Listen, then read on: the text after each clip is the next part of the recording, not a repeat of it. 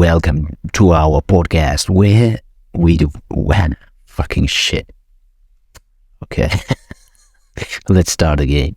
Welcome to our podcast where we dive into fascinating stories from the world of scams, cons, and everything in between. In today's episode, we're diving into the twisted yet intriguing tale of a man who used Tinder to swindle women out of millions. Get yourself comfortable and brace yourself for a story of deception, extravagant lifestyle, and broken hearts. This is the true story of the Tinder Swindler. So imagine yourself swiping your way through Tinder, looking for love, excitement, or just a thrilling connection. You come across a handsome, successful-looking man with beautiful blue eyes and a smile that could charm anyone. But if I'm not wrong, that scammer was Jew and with black eyes. Okay, anyway, you match, chat, and eventually you find yourself whisked away. You look luxurious date, developing feelings and opening up to him about your vulnerabilities. But just when you think you met the love of your life, the facade shatters and you realize this seemingly perfect man has been scamming you all along. This was their reality for countless women who became victims of a man named Shimon Hayud, also known as Simon Leviev. Yeah, it's his fake name. The Tinder Swindler.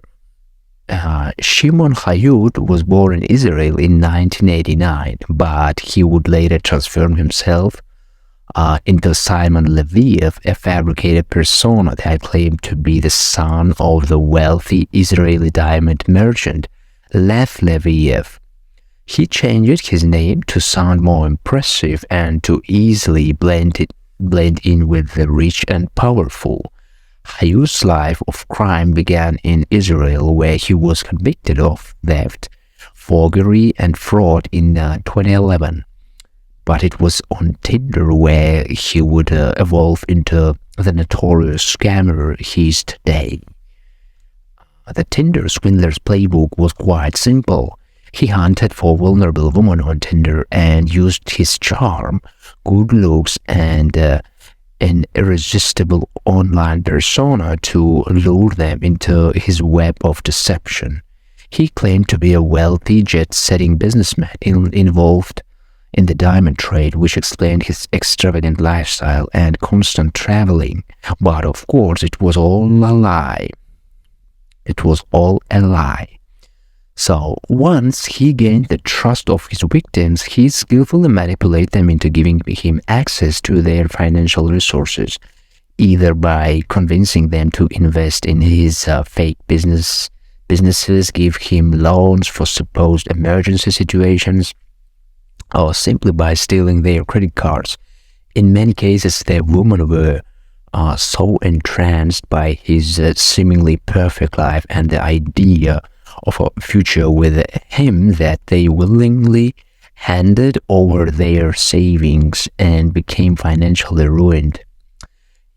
Yeah, I saw his Netflix movie documentary about him, and he was each of his scam getting money was like a movie. He was taking picture of himself like he was bleeding or stuff like that, and make girls feel sorry to him. And he was really good in this kind of scenarios. Yeah, if he can use this ability to create this kind of stories and make his own movies, but he decided to use his skills in another way to scam people. So one of his victims, a woman named Cecilia, was swept off her feet by Simon's charm and shared her stories of their jet-setting adventures to luxury destinations, giving the illusion of a fairy tale romance. With every trip, Simon showered her with expensive gifts, strengthening her conviction that this was a genuine love story. Yeah, that was his own style of getting people trust. Like at the beginning, he was showing himself like a luxury man who don't need other people's, support. He was showing that he's already independent. Like he was taking girls to the luxury hotels and drive there with them in luxury cars. And of course, after watching this kind of stuff at the first date, they're gonna believe him, trust him, and they was really thinking that he's the man with the money. But soon the dark side of their relationship became apparent. So Simon coerced Cecilia into taking out a loan for him under her name, claiming her needed it for a business deal. She hesitantly agreed out of love and trust, but the money disappeared and she never saw it again. Cecilia ended up with a massive debt totaling over $200,000. Wow. Another victim, a Norwegian woman named Pernilla, had a similar experience with Simon. While initially skeptical of his claims, she was eventually swayed by his charm and ended up investing in his diamond businesses. She too was left devastated and financially ruined when she discovered the cold, hard truth about the man who claimed to love her.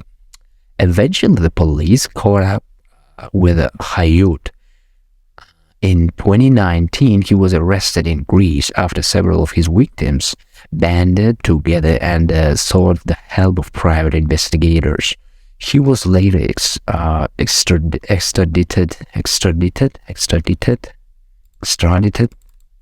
Okay, commercial break for checking pronunciation. As you know, my English is cheap, poor, and sometimes I checking pronunciation. Extradited, okay. He was later extradited. In other words, he was deported. He was later extradited to Israel, where he faced multiple charges of fraud, theft, and forgery. What does it mean, forgery? I think it's also my mispronunciation.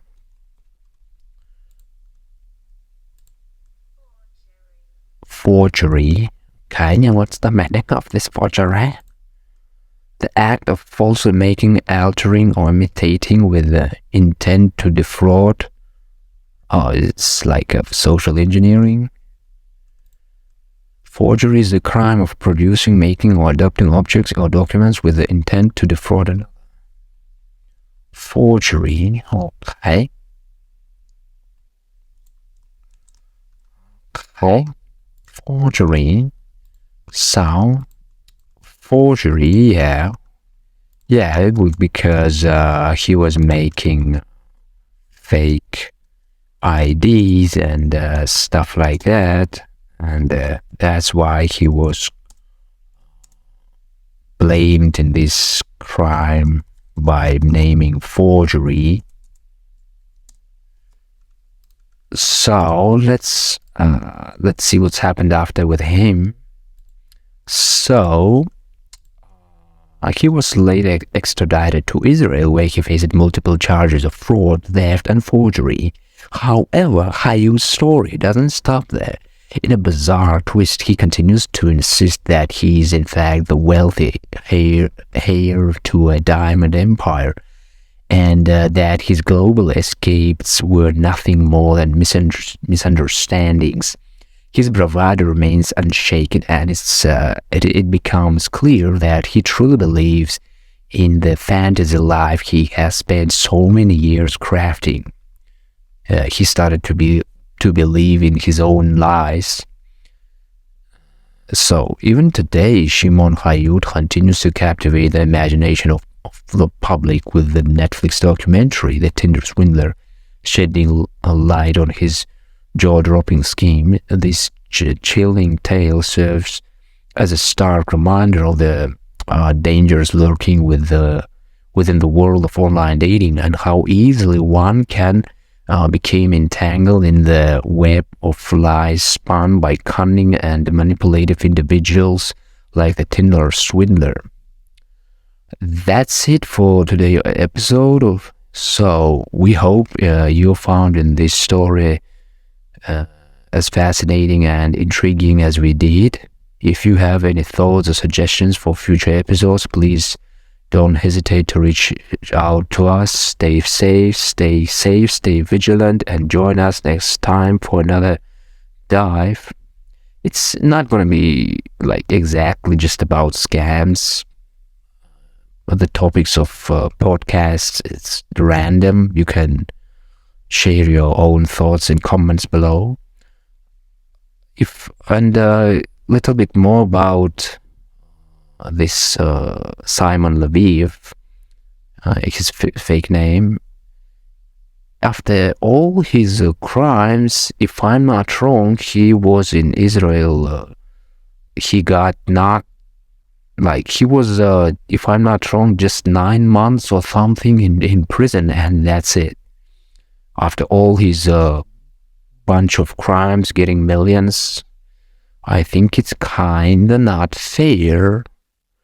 Yeah, and after he making money as a motivational speaker, what the heck?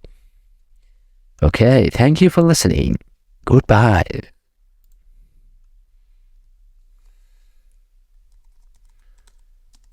So when